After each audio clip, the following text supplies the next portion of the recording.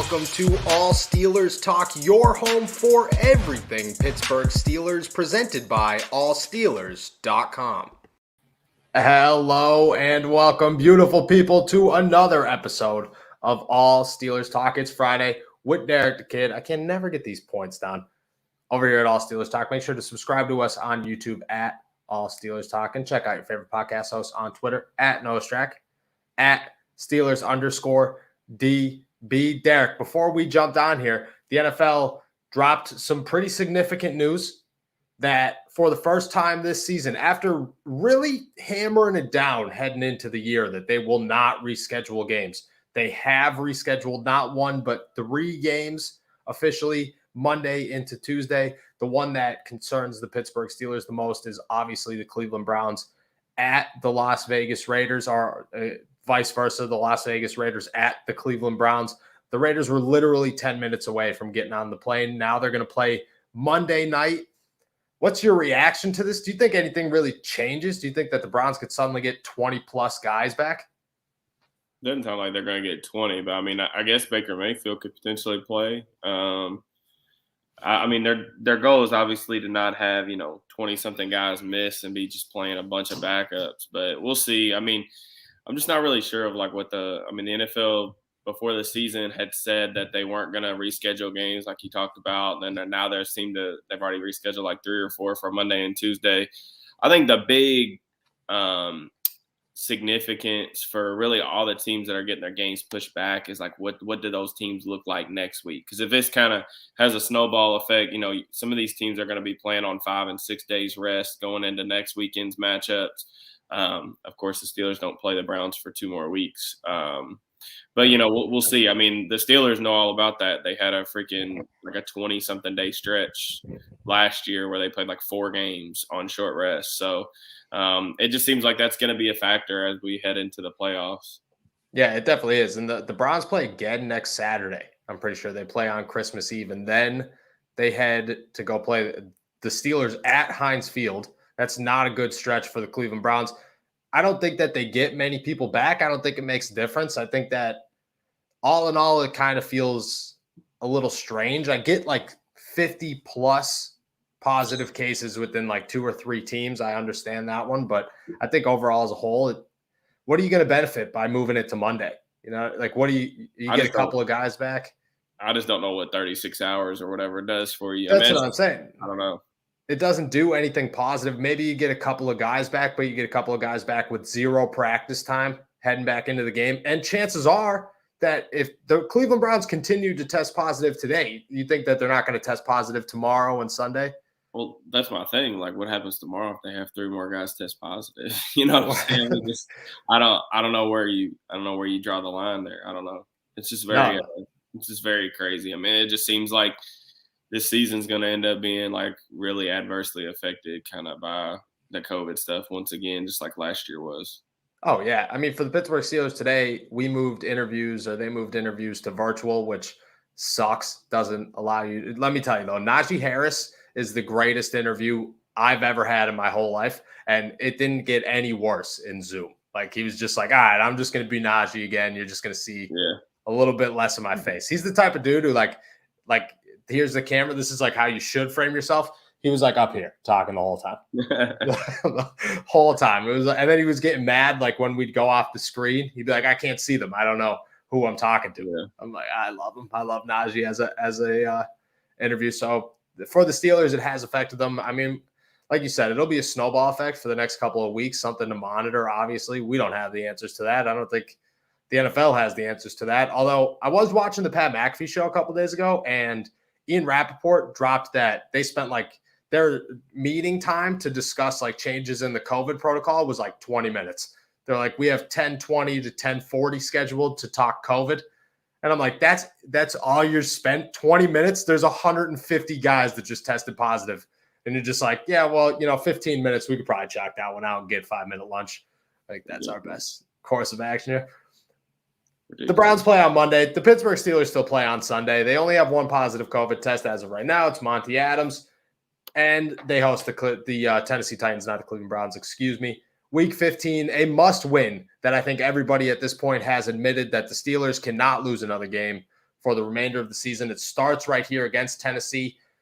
Give me your first thoughts on the Titans. Obviously, no Derrick Henry. Bud Dupree might come back. A couple of injuries on the offensive line. What are you seeing from these guys?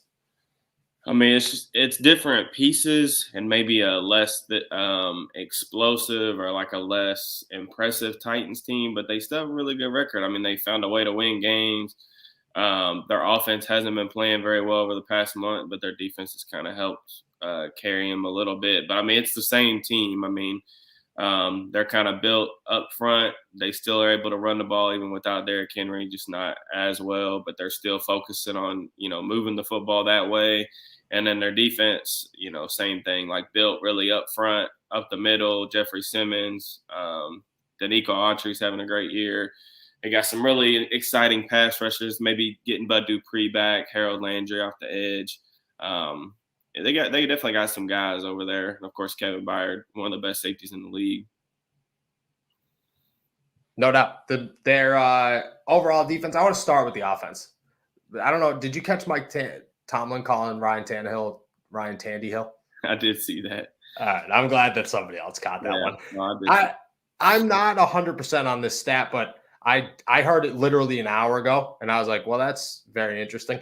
Since Derrick Henry has left, Tannehill has thrown 4 touchdowns to 6 interceptions, and the Titans offense has averaged less than 300 yards a game.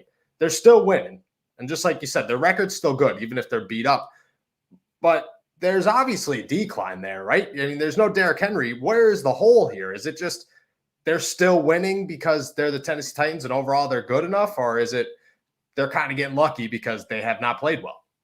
I mean, you can call it what you want, but I mean, I think it's just they're finding ways to win games. I mean, that's cliche, but I mean, Tannehill's kind of like in that upper echelon of like game managers, maybe like the top tier of that group. To where like if you surround him with good play, he's going to play well. If you don't, then he's probably not going to play well. That's really been the Titans' issues. Like up front, they've struggled to protect the passer. Tannehill's always been a guy that's taken a lot of sacks over the course of his career. But I think there's only been like 4 or 5 teams that have allowed more sacks than they have this season. And then, just Tannehill's really struggled to take care of the ball too. I mean, they're in the bottom 6 or 7 teams, I think, in turnovers. A lot of that's relative to his play. I think he's got 13 or 14 interceptions, a couple more fumbles on top of that. So really that's kind of how I see their offense. I mean, they've been down. Julio and A.J. Brown have played like a combined 100 snaps together. We're not going to see A.J. Brown this week, which is a good thing for the Steelers. But, I mean, Julio can still stretch the field. He's still running like a guy that's got a lot of juice left in his game. So it'll be interesting to see. Just got to keep the lid on the big plays, especially on play action. Yeah, I think the play action, that's a good place to start, or a good thing to address, because I think that's where things can get detrimental for the Steelers and a good thing for the Titans. I mean, they are finding ways to win games. At the same time, Donta Foreman, their replacement running back, who has only had one good game, technically, 19 rushes for 109 yards against New England in literally the middle of December or November, so you can't expect that. And they lost 36-13. So it's not like it was a game-winning performance for the running back. Can the Steelers target that? Can they look one-dimensionally? I mean, you talk to players, and that's what I feel like where my side of all of this comes in is like I just go ask guys like, what are you looking for this week? Can you take advantage of these things? But I feel like the tape says different things. I don't think anybody in the Steelers Nation universe looks at more tape than my man Derek the Kid here. Mm-hmm. So is it possible to take away that running game and just put it all on Ryan Tannehill? It can. I mean, the Steelers are going to be more healthy up front this week. It seems like they're going to get Alex Highsmith, TJ Watt back from their early exits last week. The problem with the Steelers' run defense is, I mean, even last week, Dalvin Cook's a great runner, but I mean, when you're going 7-8 yards up the field before you're getting touched, I mean, anybody could have ran through some of those holes that their offensive line created. The Vikings are better up front than the Titans are right now, especially without left guard Roger Saffold. They might be starting a rookie, Dylan Redunz. What is that guy's name? Dylan Redunz. He played. Oh, yeah. He's actually Trey Lance's left tackle.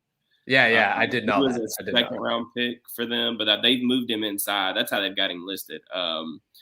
A lot of people kind of question if he was going to play inside or out, but nonetheless, I mean, it really just depends. Like, I mean, the Steelers are going to have to be a lot more diligent in their run fits. I mean, last week it was the same stuff we've seen really all season. I mean, guys not in the right gaps, poor discipline, get moved off the football, not defeating blocks at the second level. I mean, it's been a myriad of things that the Steelers have struggled with running the football. So to me, I would be absolutely shocked if the Titans didn't still say, like, we're going to run this football regardless of who's running back there, whether it's Foreman, whether it's McNichols or anybody else. Like, we're going to run this football and make the Steelers stop us, because they haven't really stopped anybody since the Cleveland game. So Let me – did you hear Devin Bush's interview on Monday, I believe? I unfortunately did.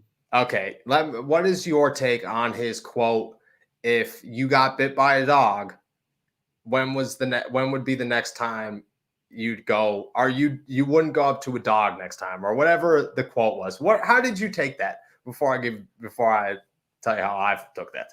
I took Devin's total comment as he's not wrong, as in, like, I do see what he's saying and that the entire Steelers defense isn't playing very well. But I do think it also showed a little bit of just, like, I guess we can call it like a form of immaturity too. Just not necessarily wanting to take on a ton of responsibility on your own play, which, I mean, Devin is right, though. I mean, Devin's played very bad. Joe Schobert's played very bad. I mean, there's multiple issues on that front seven, or really just across the Steelers defense. They're not stopping anybody right now. So he's not wrong. It just his comments came off to me like a little bit of just like whataboutism, if you will. Yeah, it definitely was a lot of whataboutism. His comment about the dog thing, when I heard it the first time, and I mean, I've tried to listen to it again just to be like, nah, there's no way. And it is stuck every single time the same way. I took that as like, if you just got bit by a dog, you're not going to go pet a dog again. Well, if you just tore your ACL, you're not going to go make a play on defense. That's what I took that as. It's like, why would I get off this block so that I could attempt to maybe go get injured again? That was like clear as day, him just saying, I'm pretty scared to play football right now. And like, maybe I'll get over that. And I mean, Keith Butler admitted that he sees that Devin Bush is not making those plays. I mean, that was concern to me. That was the end of it. It was just like, why Robert Spillane should be on the field. I mean, screw it. Maybe Buddy Johnson should be on the field as well, and just maybe try anything you can besides Devin Bush. That's how. I mean, I could be wrong. No, I think that's what's going to happen. I talked about this on Twitter earlier this week, but I think Robert Spillane, he practiced in full yesterday. I think Spillane's going to get a lot of playing time this week. I mean, I mean, if you even looked at like last week, I mean, they rotated in Marcus Allen, they rotated in Buddy Johnson, played like 9 or 10 snaps. That was like probably the first time we've seen him all season. I feel like it was first six snaps, a Kello Witherspoon interception, only series of the whole season. Yeah, see, like, that's what I'm saying. Like, I feel like, and even the week before, we saw Spillane a little bit for Schobert in the first half of that Baltimore game before he got hurt with the knee. So I think if Spillane's healthy, I think they're definitely going to look to get him involved and rotate the inside backers. I know that they talked a little bit about playing Marcus Allen in the dime, which I don't really understand that, because I don't think Marcus Allen can do really much of anything for you. But no, Marcus Allen, I think that just tells you where they stand with Devin Bush and Joe Schobert. They're looking for any answers to get NFL quality inside linebacker play, and they aren't getting that with those two guys. So they're, like Mike Tomlin said, going to try to turn over every stone and see where that lays. Yeah, well, there's no stones to turn over. Okay, every week, Tomlin says, we're going to look at everything. There's nothing to look at, okay? The Pittsburgh Steelers are who they are. They're not a good football team all around. They're not good. They have a lot of talent, and if that talent clicks, they're going to be a phenomenal football team. But there's a lot of talent that does not click, and then there's a lot of talent that should click. Devin Bush, prime example of this, that is not playing. I think that Marcus Allen actually plays a lot in this game. I'm not going to say I'm excited about that, but from what I've heard, seen, it seems like Marcus Allen playing a lot of dime backer situation. There was also a little hint. I like to toss myself out there. I'm going to get in trouble one day for reporting all this, but it is what it is. I've seen a lot of Cam Sutton playing in the slot that I feel real good about. I don't feel good about who's on the outside. outside of Ahkello Witherspoon because it's not James Pierre. But I could see that being a thing this week. Let me ask this, though. This is a great – because I wasn't even going to touch on Julio, but this is a perfect way to touch on Julio. Can the Pittsburgh Steelers line anybody besides Cam Sutton up against Julio Jones and say, yeah, go ahead, go try, man. Go do your thing. No, like I said, Julio can still play, man. It's just a matter of if he's healthy. That's the thing, which, I think based on the little bit that he's played this season, he can definitely still get open. He's still a guy that you have to pay a lot of attention to. I do think the guy you're referencing, if they see Justin Lane out there one-on-one with Julio, I would imagine that they're probably going to try to get that relatively easily. I mean, but, the Steelers, like we saw, one of the things that surprised me a little bit last week, one of the only things was just how, I want to say, like, negligent they were in their attack on how to cover Justin Jefferson. I mean, there was multiple times they left him one-on-one with Cam Sutton. There was multiple times they left him one-on-one with Justin Lane and Ahkello. I mean, they didn't really pay a ton of attention to him, to be honest with you, which is kind of bizarre because the Vikings were without Adam Thielen.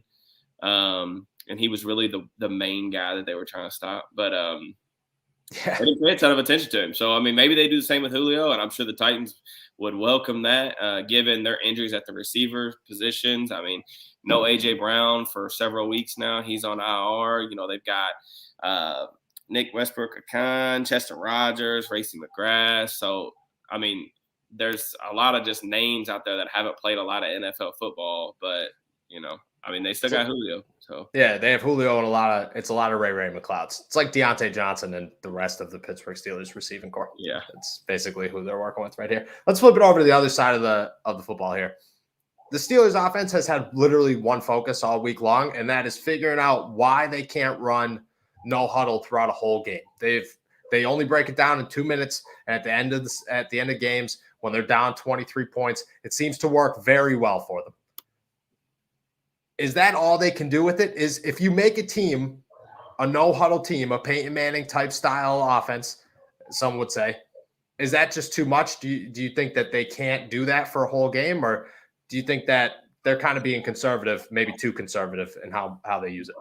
I see why they're doing it, why they've avoided doing it, because I think, again, at the beginning of the season, I think they wanted to take pressure off of Ben's shoulders.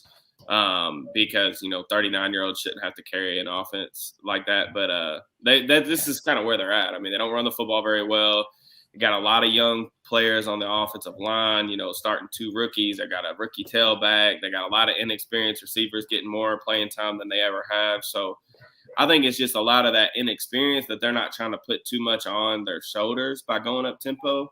But like you said, this is their best chance to move the football. So, that's what they need to do. It's something that Ben's really comfortable with. They need to play more up-tempo football. The receivers like James Washington, Deontay Johnson have talked about how they've found a groove in those type of scenarios.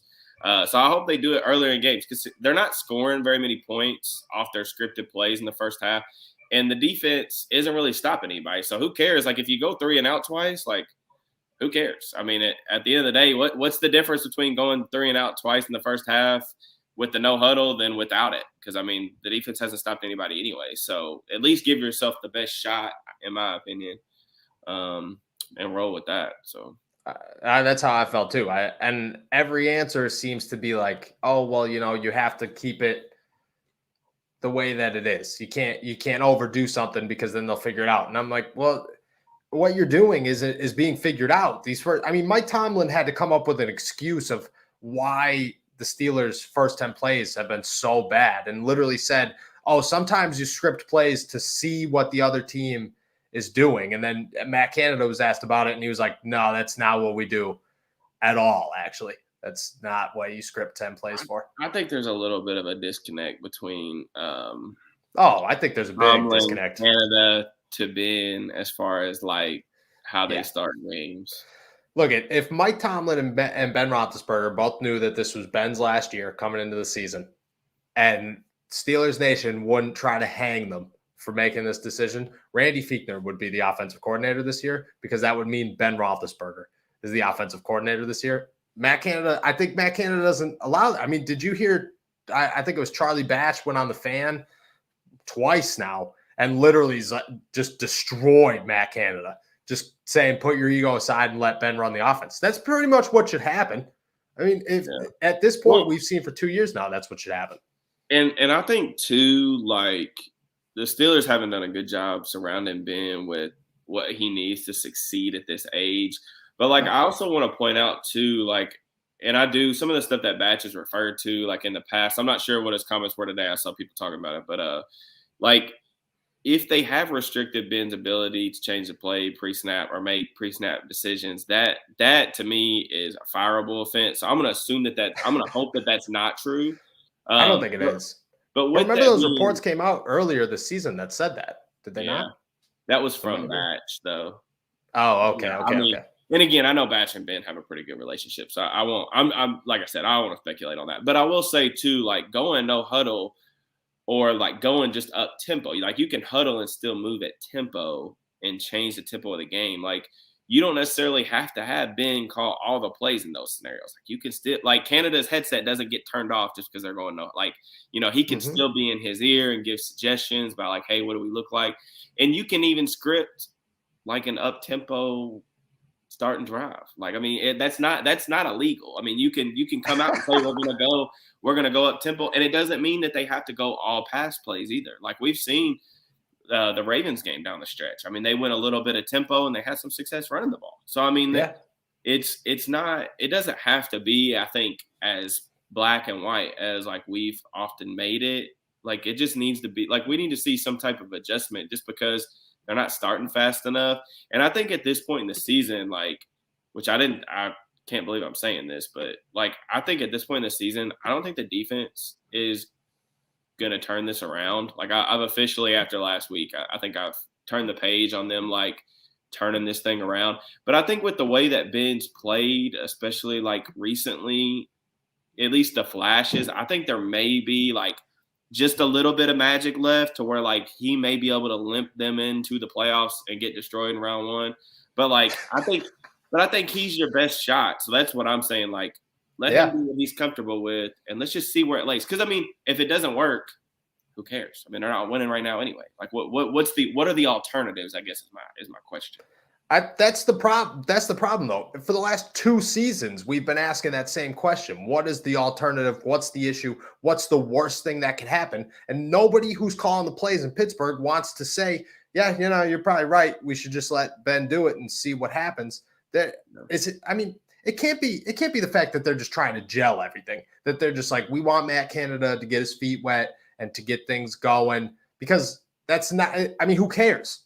You're going to do that for an offense that is going to look totally different in 365 days with an offensive coordinator who might not even be here next season. That's not what they're doing here. There's no logical explanation to say, Ben, don't run the no huddle all the time. And to your point, when you talked about the running game, Najee Harris can't run the ball at all right now because of how bad that offensive line is. But Benny Snell Jr. and Najee Harris were finding success against Baltimore late in that game because they sped it up. You want to put a young group of guys on the offensive line, tell them, all right, block forward when the defense is off guard. That's going to be their best way to find success in the trenches. And what that does too to the defense, like when you go up tempo, even if you do like a muddle huddle where like only the receivers huddle and you just have the offensive line get on the line and get the call from there, like you keep the defense off guard, you prevent them from substituting. So like when you do have success with it, I'm not saying they will, but like when you do have success with it and you string together 6-play, 7-play drives and you get down into like the close to red zone area, those defensive linemen and those pass rushers, they've already been on the field for 7 plays. Like if you notice, like teams across the league, Pittsburgh doesn't rotate their guys as much, but like teams across the league, like they want to rotate their pass rushers because like it keeps everybody fresh. When you make them play 8, 9 plays, 10 plays in a row, like those guys get tired. You don't see as much of a pass rush. It has that type of positive effect to kind of your offense and what you're trying to do. What about the other way around? Is there a concern with a limited offensive lineman? I think that's, and like I mentioned, I think the experience and just like them being so young on offense, they're probably not used to that. But like another thing with like offensive line play that like, I mean, I'm pro analytics and like pro numbers and all that stuff, but like one thing that you can't discount when it comes to like offense is like offensive linemen like to get after it. They like to move forward and run the ball, and that's what I'm saying. Like you can go up tempo and still run the ball. Like they don't have to necessarily do pass sets 50 times a game. I mean, like I said, is this formula of going up tempo and asking Ben to win you games? Is it fair or something we should have been doing at this point in the season? No, but it's their best shot to win the game. And that's why I'm just kind of like, even with the Titans being relatively strong up front defensively these past couple of weeks, like, I mean, it's their best shot. Just let him see if he can carry you into the playoffs. If he can't, then it is what it is. You tried to make an adjustment. That's where I'm at with it. So, I mean, if this is his last season and you go out with the whole you tried, but you put it on Ben's shoulders and it didn't happen, that's how this should end. If that's where we are right now. Do you think Bud Dupree plays in this game? I lean, yeah. I mean, their edge rushers have been pretty solid without him. I mean, they've gotten good play from Ola, Derrick Roberson, of course, Harold Landry he was a big time prospect coming out of BC. So their edge guys have been solid. I do think he's going to play though. I mean, it seems like he's practiced every day, and the videos that I've kind of seen flow across the Twitter timeline have been him looking pretty good. So I would assume that he's going to want the opportunity to come back and play and get after Ben a little bit. So I think he'll play. How much, I don't know, but I do think he gets activated before the game. All right, so obviously Bud Dupree revenge game. So this could be dubbed the black and yellow thing. I knew the tweet you're referring to, the black and yellow practicing, which was awesome. I feel like a lot of people were like, even when the Steelers suck, everybody thinks about them. I'm like, it's Bud Dupree. What are you talking about? This is the only game he's thought about all year long. He doesn't. They could be winless. It doesn't make a difference. You wrote an article. You broke down the film. Got to be 2 weeks ago now, at least, of Alex Highsmith and his shoes that he tried to step into to fill for Bud Dupree. What are your thoughts on if Alex Highsmith has filled those shoes? And that void that Bud Dupree, I mean, in his last 2 years has certainly put there for the Pittsburgh Steelers. Yeah, I mean, I think the numbers of the raw numbers don't look as good for Highsmith. And I know, I think the big thing for me was seeing how good he was in the preseason. Like that was just he was their best player in the preseason, which was just unbelievable to me. So in that regard, am I a little bit disappointed? Maybe, but I think overall, Highsmith's been pretty good. I mean, I think he's done a good job applying pressure. I mean, do I think that he's ever going to be this Pro Bowl caliber player? I don't, but I think that he's a quality number 2 guy across from TJ Watt. I do for the most part. I really do. I think. Is that where they're going for though? Is that the line that they should be aiming for? I think so. Just because I mean, when you're edge rushers across the league, that's such a premier position. That's why you always see so many of them get drafted high. But edge rushers that are drafted after the first round, they just don't have a very high success rate. I mean, you look around and you see guys like Danielle Hunter, and you'll get every now and then Max Crosby, you'll get every now and then type of players like that. But for the most part, I mean, your elite edge rushers, they all come from round 1. And that's just because people they're so sought after. And it's such an athleticism based position now too. I don't know if Highsmith kind of reminds me a little bit of maybe not player perspective, but a ceiling like Clark Hagan's for the Steelers, back in the 2000s. He reminds me of that type of ceiling. He's probably never going to be, I don't know if he ever reaches more than 10 sacks in a season. I think Hagan's high was probably 9 without looking. But I see him as that number 2 guy that's a quality pass rusher across from a guy like TJ Watt. So, which I think is fine. I mean, where you got him at 3rd round, he was a comp pick. I think he's flashed some good things against the run, and that's where Dupree was so good. Dupree was an excellent run defender his entire time in Pittsburgh, even if he was only a good pass rusher the last, year and a half. but he was an excellent run defender. And Highsmith's kind of grown a little bit in that regard. So I think for the most part, I'm relatively happy with how he's played. He's dealt with some injuries. I think if he was healthier all season, and I think just with the amount of pressures he's put on quarterbacks, the sacks are going to come eventually. Oh yeah, I think the sacks do come. I think he does have a pretty good ceiling, like you said. Plus, I think an underlying factor here is that Bud Dupree's final season, Alex Highsmith was a pretty good contribution behind him. Right now, Derek Tushka is a waste of space on the football field. Like, not getting much from him. No, it's bad actually at this point. Like, it's so bad how I don't even want to say bad because he's always there and he always seems to like be in the right spot. But every time I watch Derek Tushka, all I think about is I'm like, he's literally just standing there next to the tackle. Like, tackle's holding him up, he's holding the tackle up. Hey, I will point out though, my guy Taco had a really good game on Sunday. Taco had a decent game. I think that's what pointed out why Tushka stinks. Yeah, he did. He led the Steelers in pressures on Thursday with 4. He had a couple like really impressive. He had 2 nice spin moves, and then he had a long arm that ended up in Kirk Cousins' lap. So, I mean, it was a backup left tackle. They didn't have Christian Darrisaw. So, like true. From what I understand, it was like this tackle wasn't really a tackle. It was kind of like a guard. They were making play tackle. But either way, I mean, like, Taco hasn't had enough success in the NFL to really be turning away accomplishments. And he played well, I thought, in limited exposure. So I thought that was good. If they're not going to scrap this off this 3 outside linebacker set, they need to get Taco on the field during that. They need to just scrap Tushka. Like, Taco needs to see an uptick in snaps this going forward because there is no ceiling or like potential with Derek Tushka. It's Taco, you at least have a little bit because of the length he has and the things that he can do for you.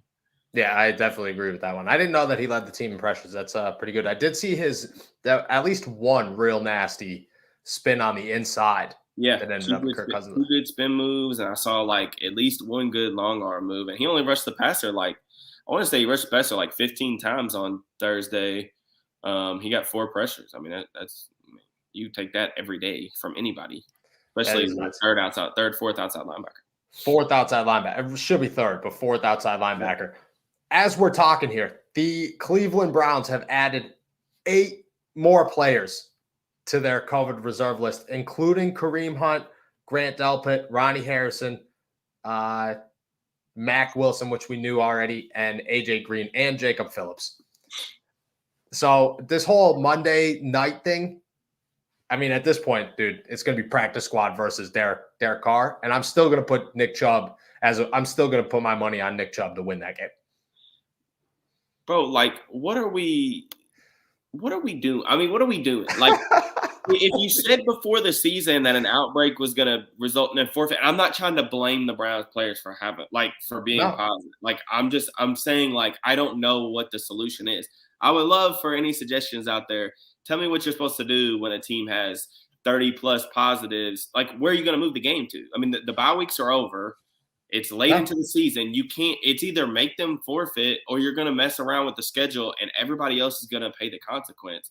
And even the Browns, they're not going to – I mean, if you push this game back much further than Monday, there's going to be very, very bad potential consequences for them too. Yeah. Like, that's why I don't understand. I don't know where you go from here. It's almost like – I almost think like the logical thing is like you make them forfeit and like make all of their players go quarantine and isolate for the next week and do virtual only. And you get back out, like you let them get back after it next week. I don't know. I don't know what the other solution is to that. I honestly feel like that's a better solution than what they have. I mean, that's proactive at least. You say, everybody go get rid of it. Let's just get rid of it. Would I be upset about that as a Browns fan? Yes. I know the NFL doesn't want to lose money. They don't want to punish teams, but like I don't know what the other solution is. They said it at the beginning of the season. The exact words were, if you have a COVID outbreak, you will forfeit the game. Yeah. That is on you. Now, I get the Omicron variant and everything. You know, we didn't see any of that coming, but I don't know. I agree with you.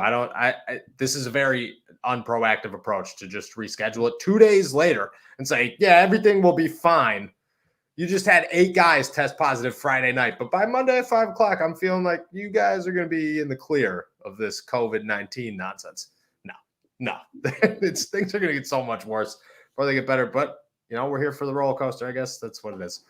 There, before we get out of here, it's time to pick some games. I will say, last week, we were all wrong. All wrong. What did I say? You picked the Steelers, I believe. Well, the game was before our podcast, so like we don't have any proof of. True. Last week you did not pick. I want to say that I probably would have picked the Steelers. Yeah, but we could just go the week before. Like if we're just going the week before, Baltimore, we all picked Baltimore. Did we? I'm pretty positive. I'd have to go back and look. It's been a while, actually. Yeah, I don't remember. If we're being honest, me and Donnie have lost a lot of people money on these same day 4-leg parlays. So I've been focused on trying to correct that. It hasn't been getting better. This week I'm feeling real good about the changes we made, but not feeling good. So I haven't even been paying. To me, I'm just like, yeah, Steelers or whatever. They're 6-6-1. I'm trying to make some money off the Titans or whatever. This week I picked the Steelers again. And I don't feel good about it. But I did. The spread 1.5, which that's Vegas's way of saying we have no idea what's going to happen. But on top of that, 1.5, the Titans are plus 100 at negative 1.5. So that's definitely the sportsbook way of saying we really have no idea what's going to happen here. Over under 43. I went 24-20 Steelers. I just think that Ryan Tannehill is not going to outplay Ben Roethlisberger. And I think when you match up these teams, I mean, they could both be really bad. And I'm going to just bank real heavy on the Titans being real bad. Yeah. So give me plus 1.5 dogs, over under 43. Give me the Steelers. Okay. This one's not on me. If the Steelers lose, last time it was me. The Bengals lost, that was on me. Okay. Give me the Steelers, and I want the under. I think I went over heavy recently, but I want the under on this one. I think the Steelers offense is going to do enough to win the game. I just don't know if just the way that Tannehill's played. I mean, I know the Steelers defense is bad, like really bad right now, but they've been better at home. At home, they're only allowing like 21 points a game. On the road, they're allowing like 28, 29. So they've been better at home. Now, the Steelers' offense hasn't necessarily been better at home, but I think with the way the defense has played a little bit at home and Tennessee having a ton of injuries, they've been in a lot of tight games similar to us, like barely squeaking stuff out. Like I like the Steelers here at home this week. Ben has played really well against the Titans in the last, handful of matchups against them too. It's been a while. I think the last time they've lost to them was 2012 or 2013. I was going to say it had to be right around. It might have been actually the terrible towel game where they stomped on the towel afterwards. That might be how long ago. The last time that I think I can remember, they played them in like a opener or a home opener in 2012, 2013, I think. And that was the last game that I think that they lost to them. So, I mean, that doesn't mean a ton for this Sunday. I think the Steelers are going to win this week. And I think next week they're going to get absolutely thrashed. So I'm picking the Steelers this week because I'm not picking them next week regardless. They could go hang. They could beat the Titans 50-0 this week. I'm not picking the Steelers next week. So don't even ask me about my pick next week. I'm taking the over and the Chiefs. I'll remember that when the Chiefs are like 14.5-point favorites and you're like, I might have to go Steelers. All righty. Did you give a final score prediction? I don't think you gave a final score. You said the under. See, when you pick the under, it gets difficult. Give me like 43. 43. 23-20. 23-20. All right, I went 24-20. Okay. So, well, one of us will have a decisive winner, or the Titans will smoke them, and we'll be here on Monday or next Friday bitching about it. That's all right. Thank you, everybody, for jumping on to another episode of All Steelers Talk. Make sure to subscribe to us on YouTube at All Steelers Talk, and check out your favorite podcast host on Twitter at NoStrack, at Steelers_DB. COVID is getting crazy. The NFL is a whirlwind right now. Keep up with all of it.